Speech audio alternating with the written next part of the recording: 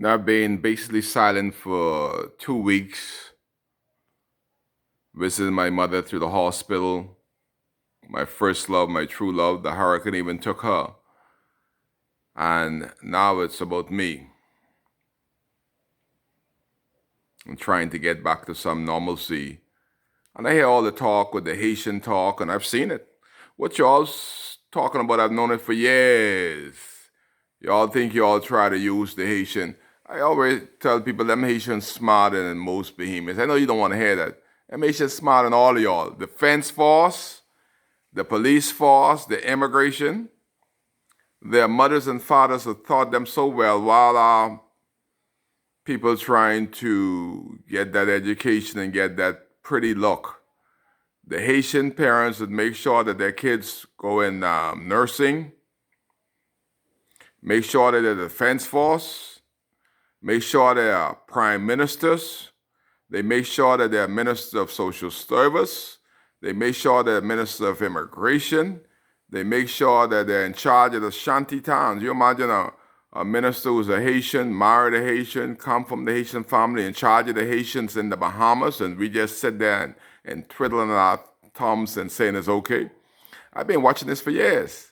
I will see down in Nagua. You imagine that the only passage, I'm a boatman, and any boatman know that the defense force, you might as well sink them boats out there and forget the defense force. All the defense force do is give people a job.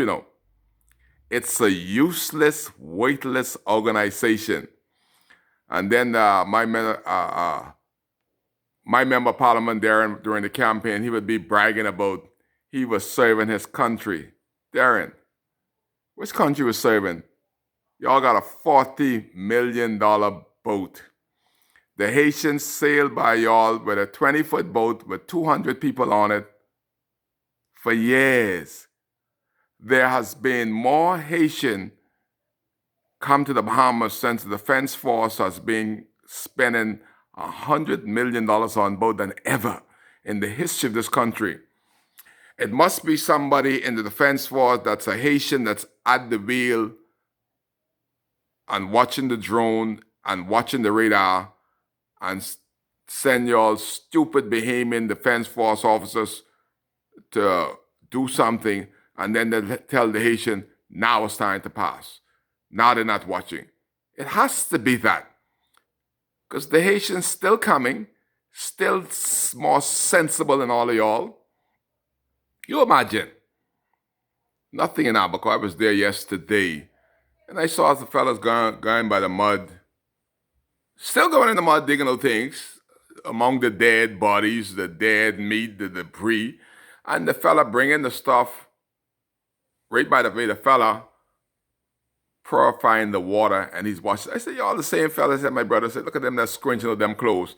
This is the same fellas we just saw in the mud. So they bring in the disease out the mud into the compound where the fella got fresh water. That's why I tell Pastor Milan drinking that water. The fella them contaminated. It's contaminated. He's bringing the stuff out the mud right next door there, using the water and everything to scrunch out his clothes. Just yesterday, 30 days after the hurricane, they're still going into the mud. Why are they still going into the mud? Because the defense force up there trying to see what they could do with Bahamians.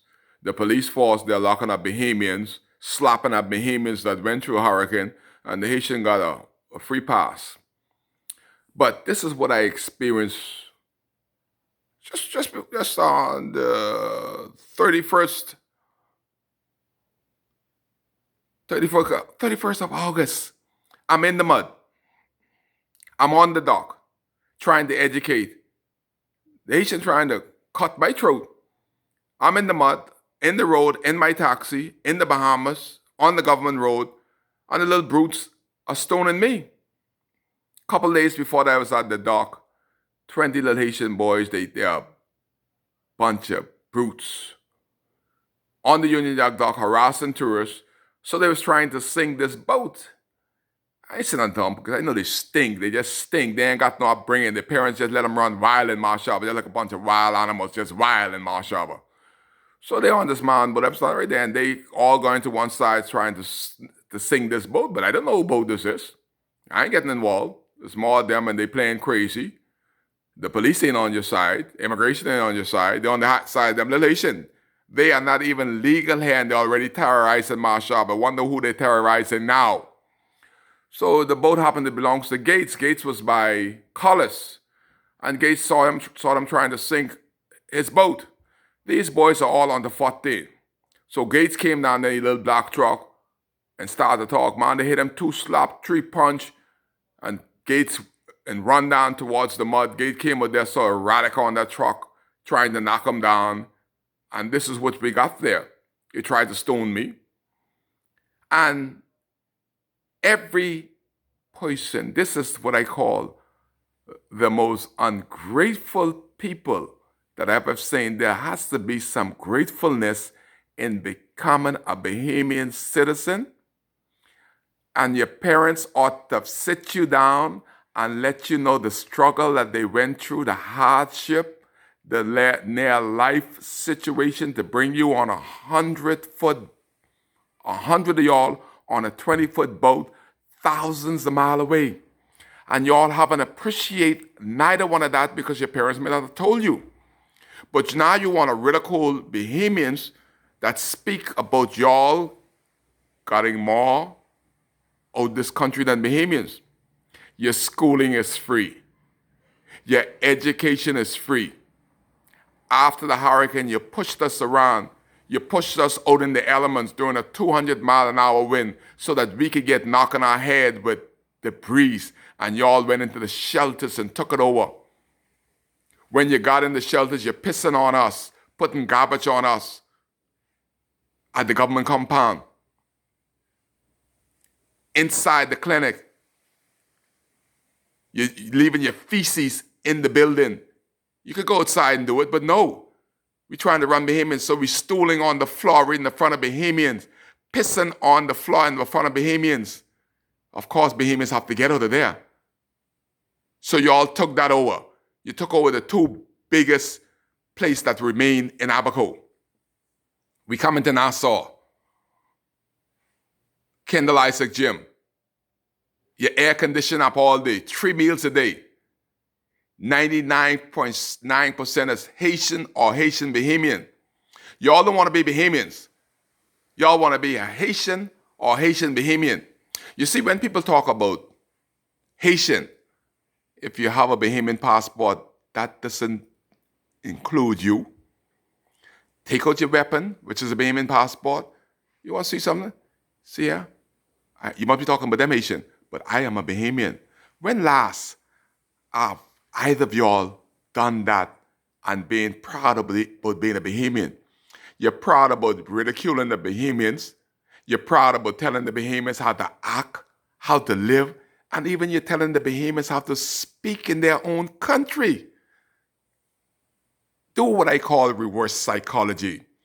Y'all smart Haitian Bahamian.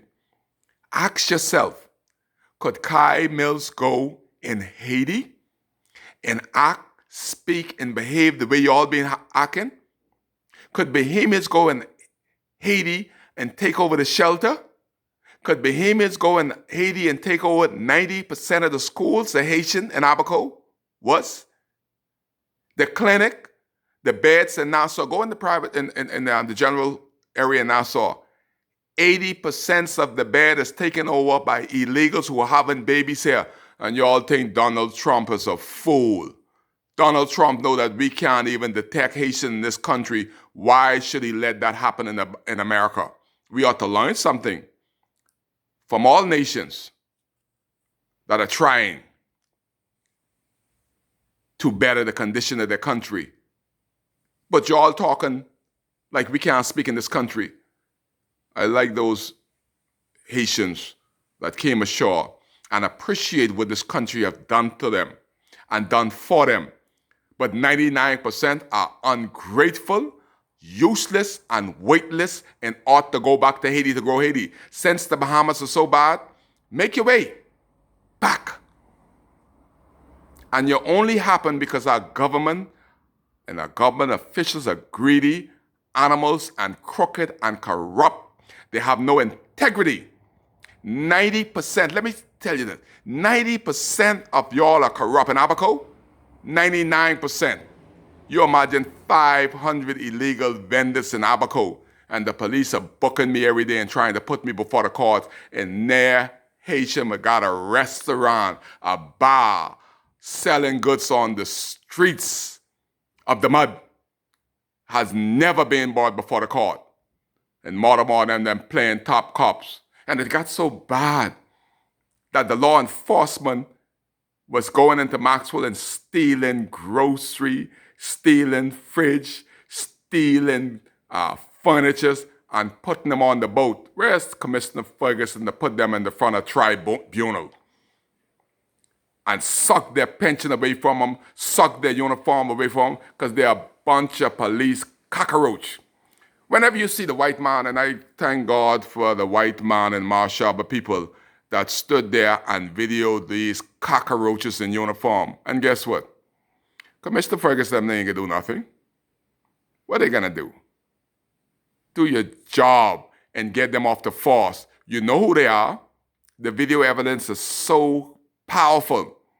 And I send the video, I said, look here, they coming on such and such a boat. Whoever pick up them stuff, lock they behind up too. If their wife, their sweetheart, their family pick up them, they're part of the looting. Lock them up.